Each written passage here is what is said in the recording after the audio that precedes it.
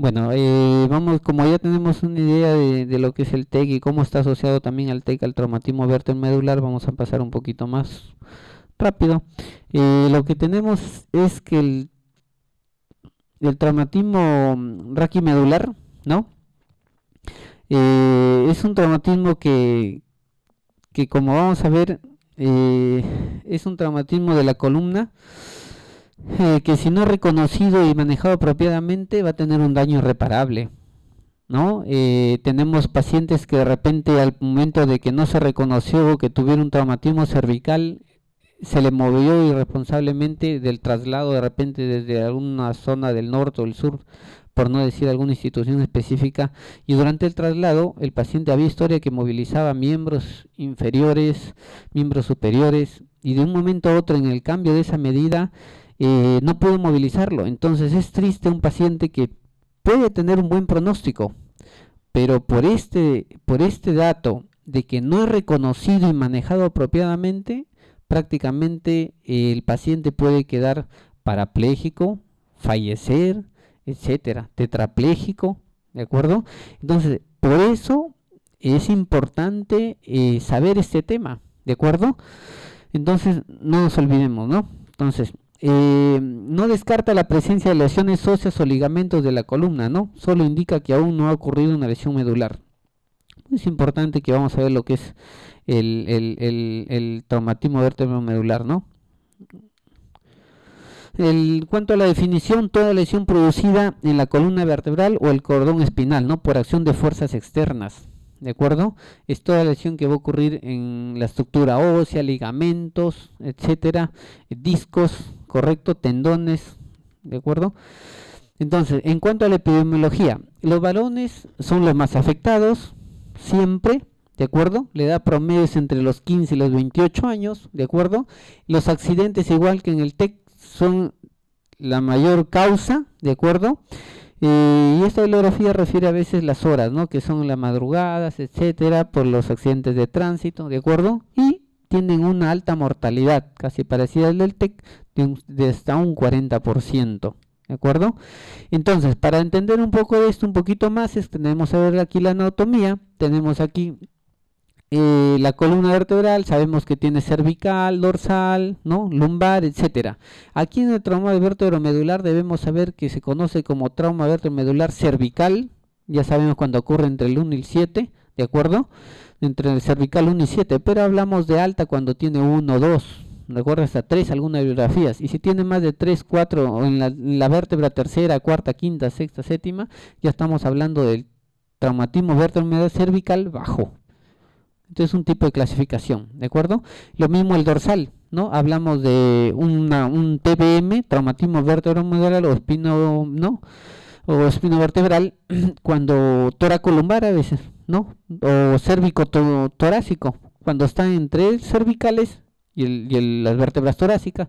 También hablamos de un traumatismo vértebro-medular dorsal cuando ocurren las dorsales. Y también hablamos de un traumatismo vértebro-medular que tóraco lumbar. También hablamos de lumbar y también hablamos de sacro. Entonces, aquí en esta parte del TBM, por ejemplo, que quiero anotar que nunca nos olvidemos es que, por ejemplo, aquí en el TBM que conocemos como toracolumbar, uno le dice, bueno, es una lesión toracolumbar, un TBM toracolumbar. Lo que se refiere cuando tienes ese término es de que la fractura se ha ocurrido entre T12, T11, T12, L1 hasta L2. Cualquier TBM que produzca traumatismo vértebro-medular que se ocurra entre esas vértebras, no nos olvidemos T2, T11, T12, L1 y L2, estamos hablando de un traumatismo vértebro-medular tóraco-lumbar, ¿correcto? Es decir, si tiene una fractura L1 en vértebra L1, en L1 no significa que se va a definir como un TBM lumbar, pues no sería una definido como TBM tóraco-lumbar. ¿Correcto? Porque abarca hasta es una forma de cómo nos ayuda a clasificarlo, ¿de acuerdo? Entonces los elementos debemos saber que están los cuerpos vertebrales, ¿de acuerdo? La apófisis espinosa, las apófisis transversas, ¿sí? Las apófisis articulares, ¿de acuerdo? El cuerpo vertebral que ya dijimos, y el disco intervertebral, ¿no? Y ya sabemos que dentro hay un canal, ¿de acuerdo? Que es por donde se desplaza la médula espinal. Entonces, de aquí la importancia de cuidar esta estructura, la médula. ¿De acuerdo? La médula. Porque de acuerdo a eso, si se lesiona la médula, va a haber toda la clínica y las secuelas. ¿Correcto? También vamos a hablar, como vamos a ver aquí en el siguiente diapositiva, desde hace años, 1800 y tantos, ¿de acuerdo? Se viene hablando, 1830, 90 por ahí, se empieza a hablar sobre el TBM, pero se empieza a buscar cómo clasificarlo, ¿no? Y esta clasificación que ustedes ven aquí, de anterior, medio y posterior, son columnas referidas por Dennis, ¿no? Entonces se conoce la clasificación de Dennis. Esto es muy importante porque gracias a esto vas a hablar si es un TBM, traumatismo vértebro-medular, que vamos a hablar si es estable, una columna estable o es una columna inestable. ¿De acuerdo? Se dice que, por ejemplo, que si es una... ¿Cuál va a ser la columna anterior? Se dice que la columna anterior está abarcada por prácticamente el cuerpo. La mitad del cuerpo, la mitad anterior, con una estructura que acá, así de simple, aquí hay una estructura que se llama lo que es el ligamento anterior. Atrás del cuerpo, aquí nomás está el ligamento posterior.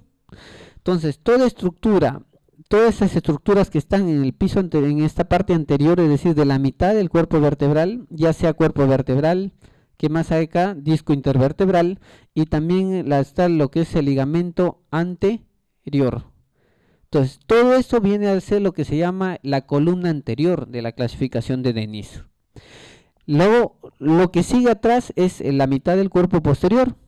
La mitad del cuerpo posterior prácticamente es igualito. La mitad del cuerpo vertebral posterior junto con la mitad del disco intervertebral y otra estructura. Es el ligamento longitudinal posterior. Entonces, así de simple, columna anterior, toda la mitad anterior con el ligamento anterior, junto con las mitad de los cuerpos de los discos intervertebrales. Y aquí en la posterior va a estar el ligamento posterior con la mitad de todas las estructuras. Entonces, piso anterior, piso medio. Y piso posterior es todo lo demás. Láminas, ¿de acuerdo? Las apófisis espinosas, ligamento amarillo, ¿de acuerdo? Entonces, esas tres columnas ayudan a definir, por ejemplo, para Dennis lo que se llama una columna estable o inestable. Y nos ayuda, ¿por qué? Porque si en las tomografías o en los exámenes que vamos a ver tenemos que se rompen dos de estas columnas, se conoce como una columna inestable. Y si es una columna inestable, entonces el procedimiento va a ser quirúrgico, así de simple. Entonces, si hay una fractura de una de solas columnas, entonces el TBM se conocería como una columna estable, porque solo fue una sola columna. Generalmente a veces esta la anterior. Entonces es una columna estable, se le pone un corset y se acabó. ¿Ya? Pero si que hay los dos, ya va a ser una columna inestable y viendo a otros factores ya de repente pasa a cirugía, o debería ser cirugía.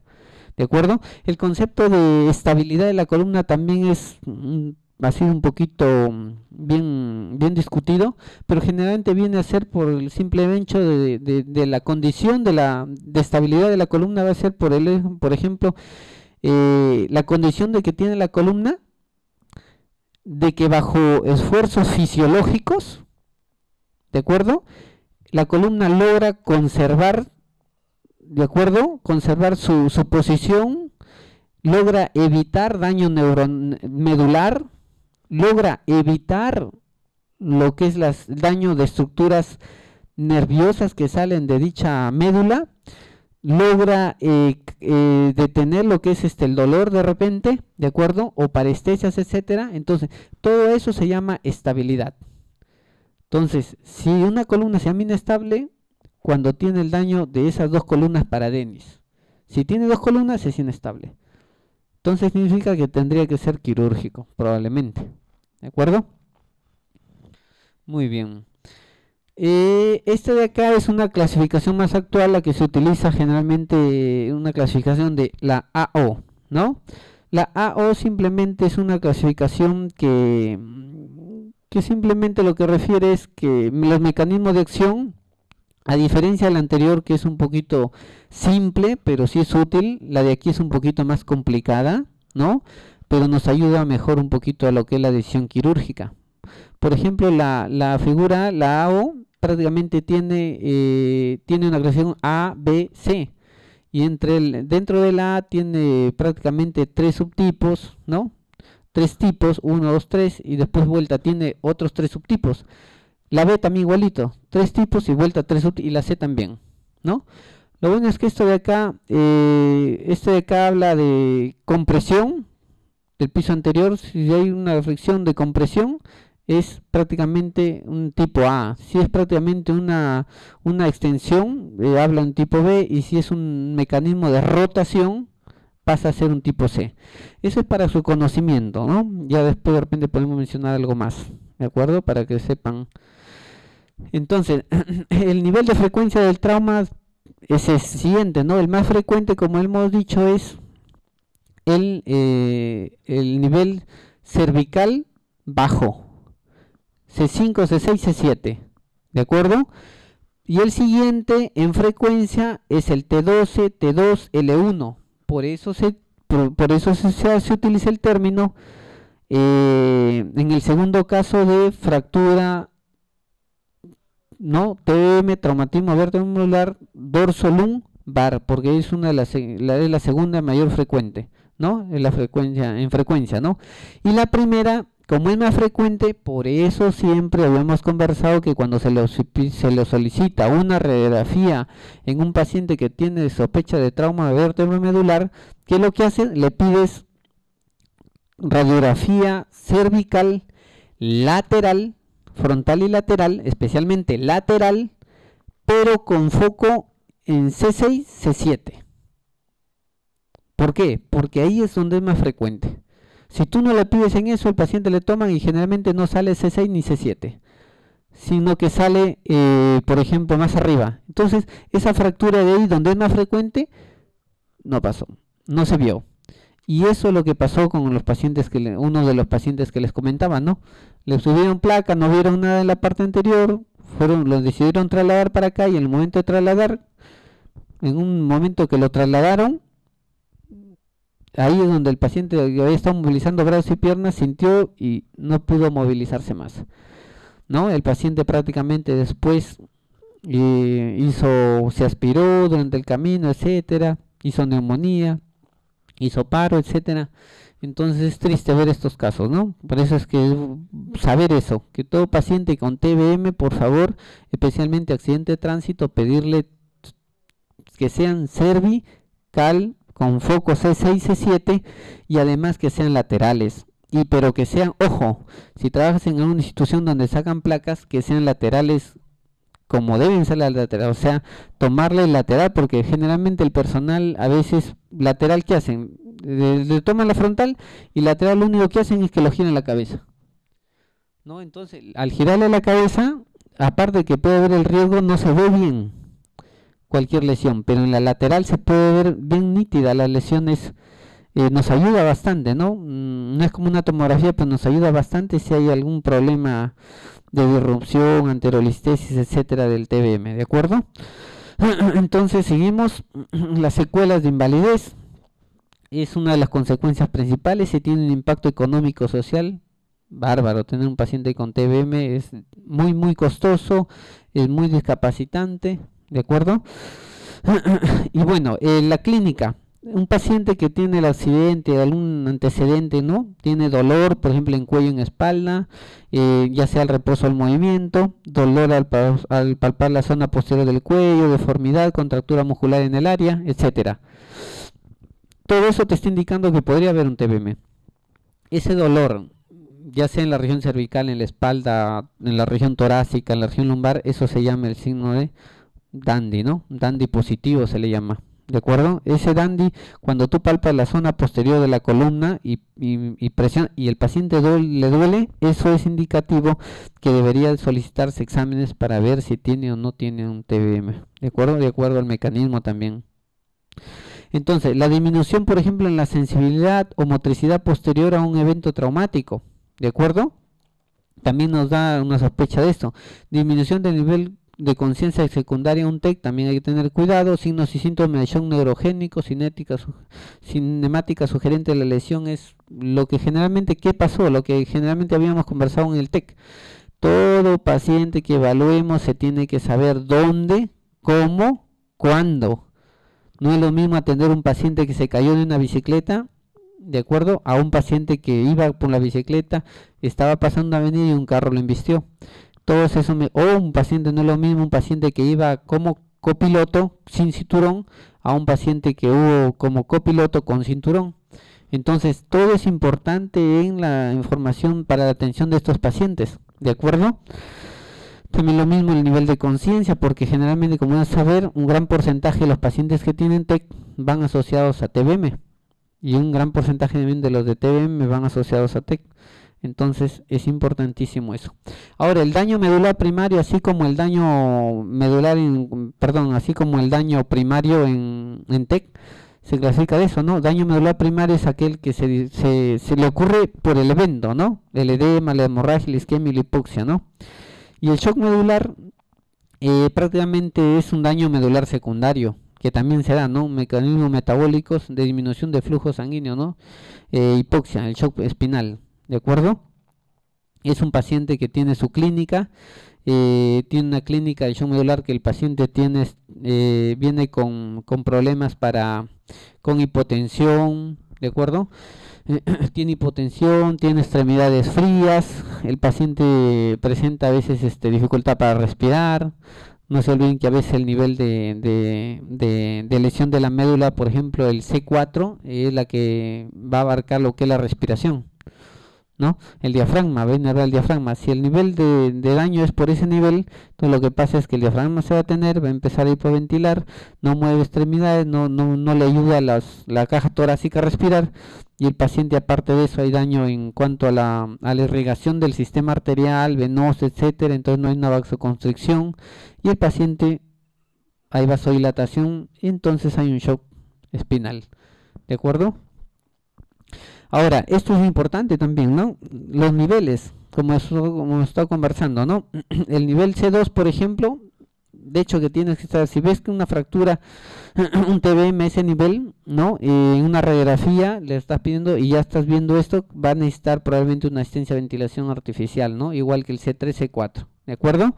C5, una capacidad ventilada al 25%, ¿no? C6, una respiración diafragmática, ¿no? Más arriba del C6 ya está sospechando, C4 para arriba, de que va a haber daño del problema del diafragma. Entonces ya va a estar pensando en el tratamiento, ¿no? Va a estar tratando y vas a actuar más rápido, de acuerdo a que estés esperando, ¿no? O una tomografía, etcétera. Si ya ves en una placa, ya estás sabiendo más o menos a qué se va a enfrentar, ¿de acuerdo? Entonces el manejo que se va a presentar al TBM es explicar lo que se le va a hacer, abstenerse de hacer comentarios sobre pronóstico y extensión de lesiones. De acuerdo, es triste tener que manejar a veces pacientes jóvenes de 18 o 20 años y con un TBM de sección medular que no va a poder movilizarse, ¿no? No va a volver a caminar, sección medular.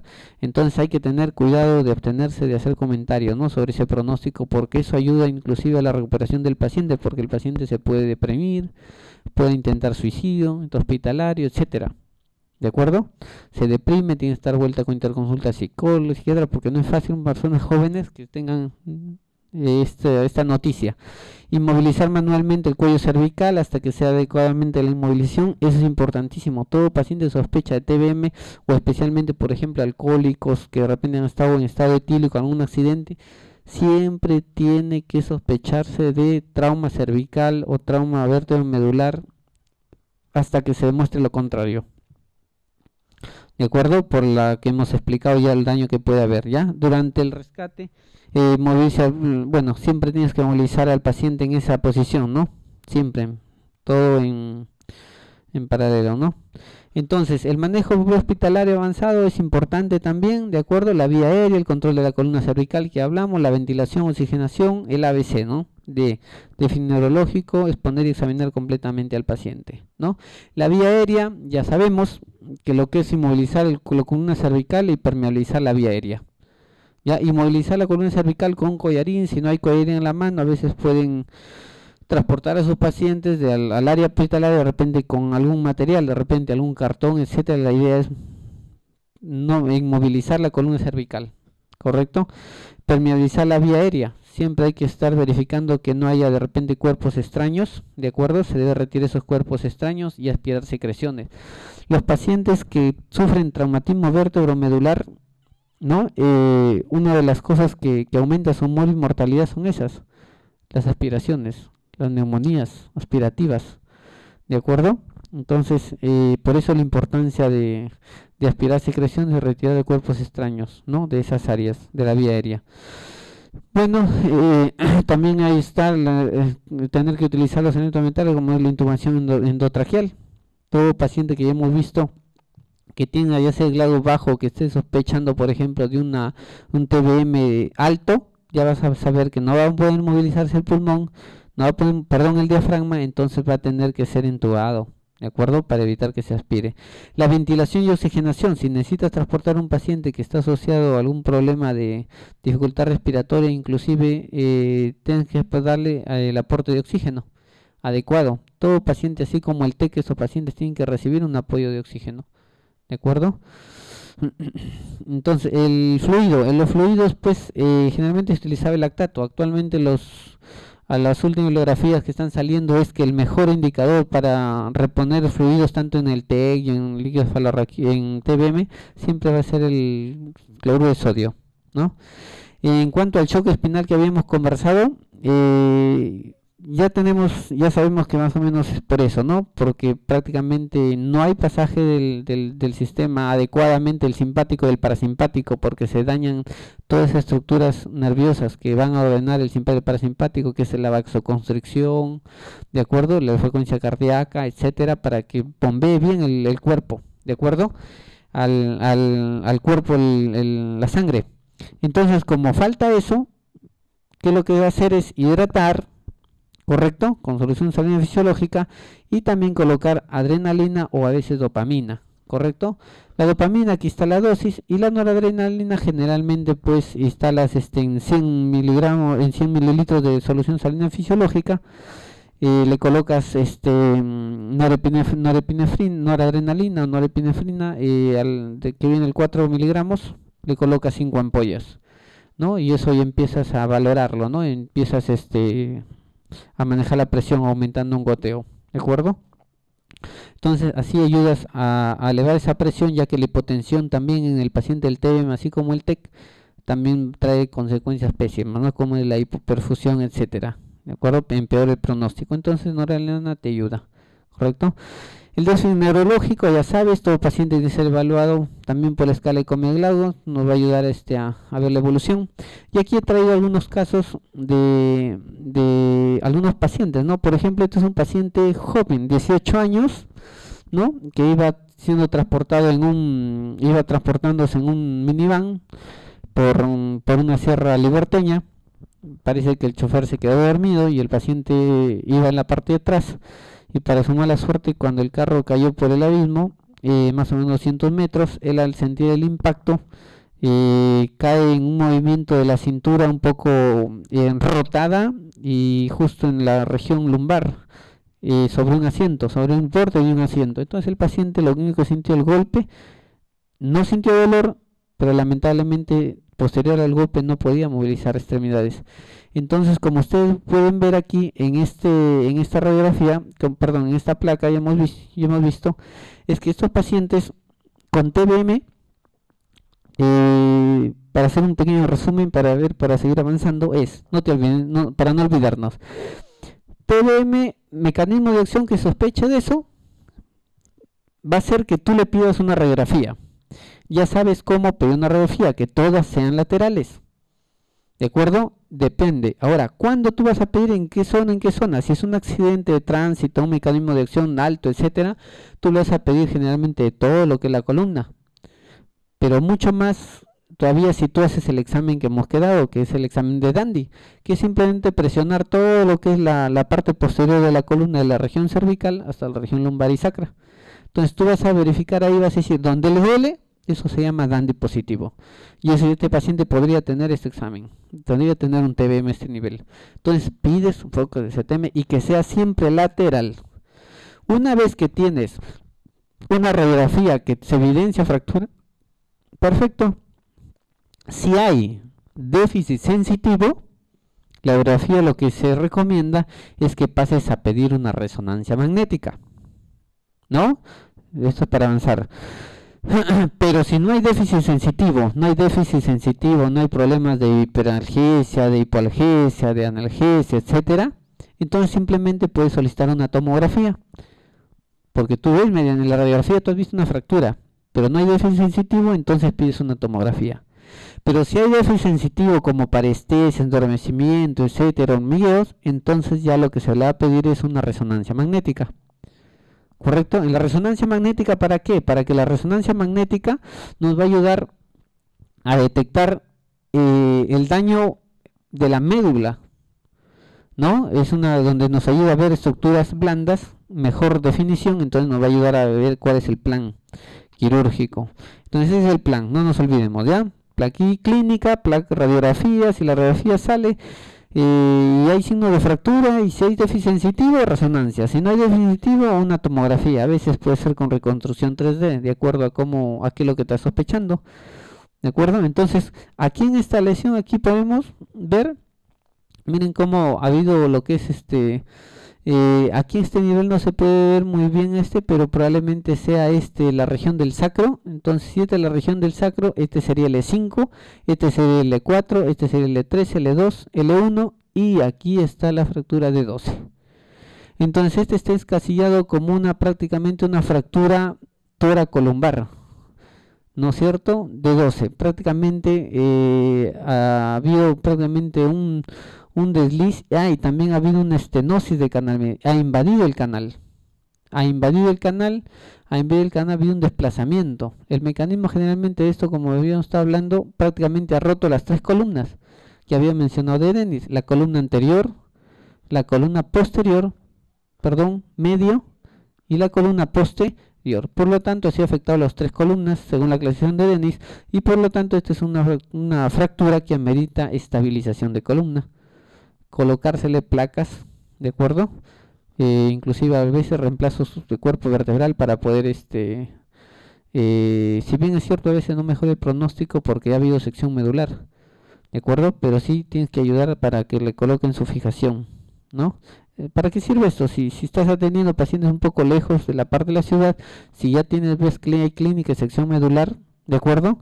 Entonces ya tienes sospechando de que el paciente tiene que ser referido, pues, ¿no? ¿Para qué? Para que lo estabilicen, ¿de acuerdo?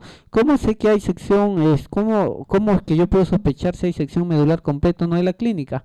No nos olvidemos, por ejemplo, reflejo rotuliano presente, está hablando, por ejemplo, de una función del L4 conservado, nivel del L4 conservado, ¿de acuerdo? ¿No es cierto? Si estás hablando del aquiliano conservado, estás hablando de C1, ¿correcto? Entonces, si tú haces un reflejo del esfínter anal que está ausente, y el esfínter anal, no nos olvidemos que lo único que haces es ubica la región del ano y haces un roce leve con cualquier objeto en la región perineal, y si el esfínter anal prácticamente está presente, lo que va a hacer en la región del ano es simplemente funcionar y achicarse la región del ano. Entonces eso sería un reflejo anal conservado. Por lo tanto, si es un reflejo anal conservado, significa que el nivel de lesión no ha abarcado S4 o S5 porque está conservado. Pero si tú encuentras que no hay reflejo anal, no mueve miembros inferiores, etcétera, y no hay reflejo anal, entonces probablemente esa sección sea completa.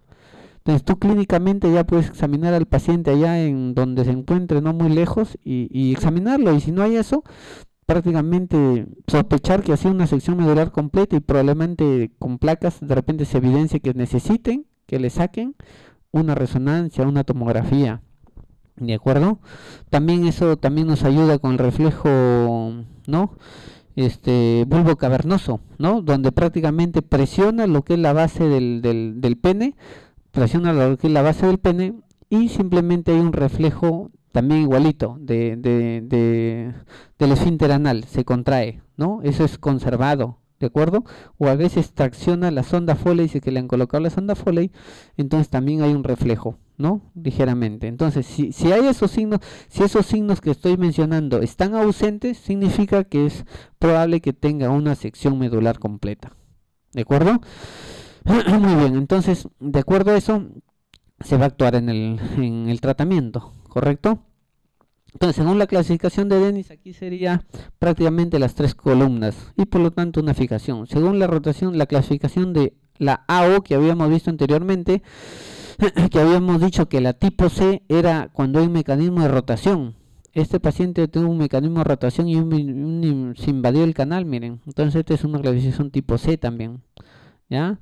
Entonces, aquí, como este paciente hubo, se le sacó una resonancia magnética y en esta resonancia magnética podemos evidenciar cómo es que la médula viene aquí y aquí había una disrupción.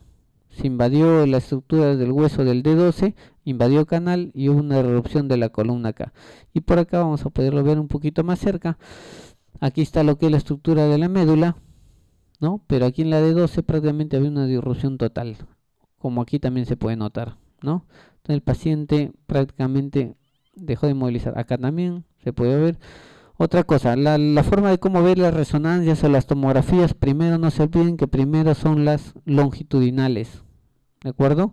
Las longitudinales, no nos olvidemos, ¿ya? Y acá también una imagen más cerca, ¿de acuerdo? Miren cómo se puede ver la médula, cómo está la médula aquí, la médula aquí, y aquí ha sido la disrupción, todo esto, ¿no? Y aquí continúa la médula, y aquí ha habido el problema. Entonces todo eso le produce al paciente que ninguno de los reflejos que les comento, ningún reflejo que les comento, ¿no es cierto?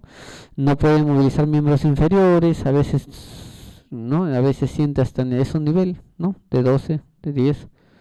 Y después ya ve los transversales, ¿no? ¿De acuerdo? Y a los transversales lo que tú ves aquí, mira, la médula está formadita, aquí la médula formadita y está con el líquido ferroquídeo bañándolo. Aquí también, aquí también, aquí también. Pero miren aquí no aparece ya la anatomía. Aquí no está ya la médula. Entonces aquí todo esto que ha sido aplastado por la reducción del hueso. ¿De acuerdo? Aquí también. Entonces por eso, ¿ya? Entonces, continuemos. Y esto es prácticamente su tomografía en reconstrucción 3D, ¿no? Miren cómo se nota que la columna prácticamente ha sido de 12, prácticamente la parte anterior ha sido un aplastamiento, pero también un desplazamiento. ¿De acuerdo? Entonces aquí también se ve de otro corte, miren cómo ha sido cómo has protruido y esto de acá se ha ido hacia atrás. Esto ha sido el que ha seccionado esta porción a la médula, ¿no? Y este es otro paciente de un TBM cervical, ¿no? Este TBM cervical, por ejemplo, miren, tienen que verlo, como les he dicho, parecido a la tomografía. También esto de acá tenemos que aprender a ver esto, ¿no? Porque también igualito, si es que no tenemos una tomografía actualmente, pues no se puede hacer mucho por el paciente. Entonces, ¿cómo ven aquí? Aquí ven esta parte de estructura es el odontoides de lo que es la vértebra 2. Si este es de C2, perdón, este va a ser C3, C4, C5, C6. Significa que entre C6 y C7 está el TBM. Entonces un TBM no es una anterolistesis, una luxofractura, ¿correcto? Entonces este paciente, como tú ves, prácticamente ha habido columna anterior, ha sido rota, columna posterior rota, con una posterior media rota, con una posterior probablemente también esté rota, entonces probablemente va a necesitar una estabilización de columna, va a tener que ser, ¿no? Este paciente, si no me recuerdo, también tenía clínica de problemas de dolor, ¿no? De hiperalgesia, ¿correcto? Muy bien, entonces este es un poquito más cerca, como había mencionado, C2, siempre C2. Este es odontoides, porque la de arriba es prácticamente el atlas, este sería el axis, junto con el odontoides C2, C3, C4, C5, C6, C7. ¿Correcto? Entonces es un TBM. Aquí más cerca, ¿correcto? Y aquí es otro paciente igual, que también ha tenido una fractura, un TBM, pero miren la diferencia, ¿no? Aquí este TBM ha sido por aplastamiento, esta prácticamente 7 es sacro, este es L5, este es L4, este es L3 y este es L2. Prácticamente ha tenido un TBM de L2. ¿correcto? Entonces, y ha invadido ligeramente lo que es el canal, ¿correcto? Entonces prácticamente dos columnas, probablemente sea quirúrgico también, ¿no? Igualito aquí ve su reconstrucción 3D, ¿de acuerdo? Entonces de aquí ya también se ve lo que es el corte transversal, ¿no? Y bueno, eso es también lo que se ve el TBM. ¿De acuerdo? Miren cómo se ve el TBM, cómo no nos olvidemos, este acá era piso ante, de aquí para adelante era piso anterior, de aquí para acá era piso posterior y de aquí para atrás es piso medio, perdón, y de aquí para atrás piso posterior. Este paciente ha sido lesionado al piso anterior, ¿correcto?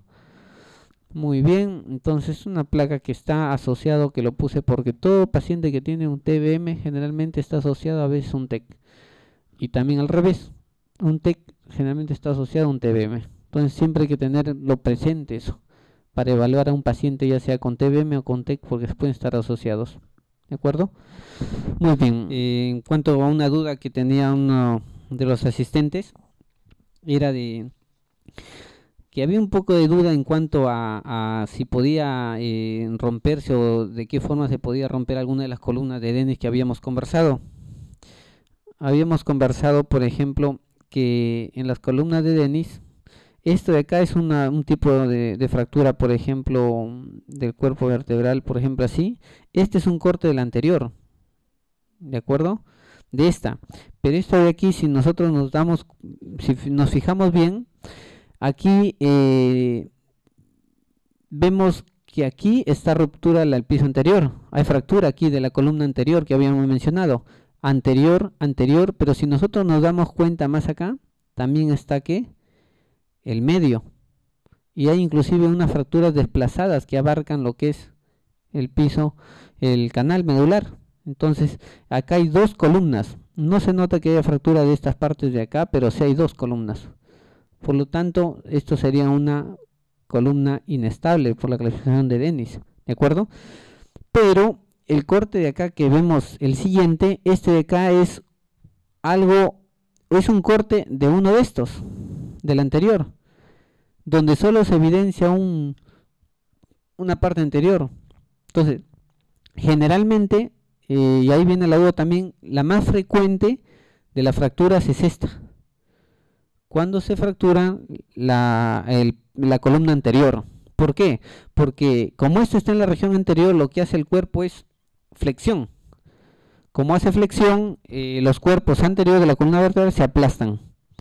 Entonces, por eso ocurre ahí entonces sí se puede dar solo una columna y la más frecuente es esta, la anterior.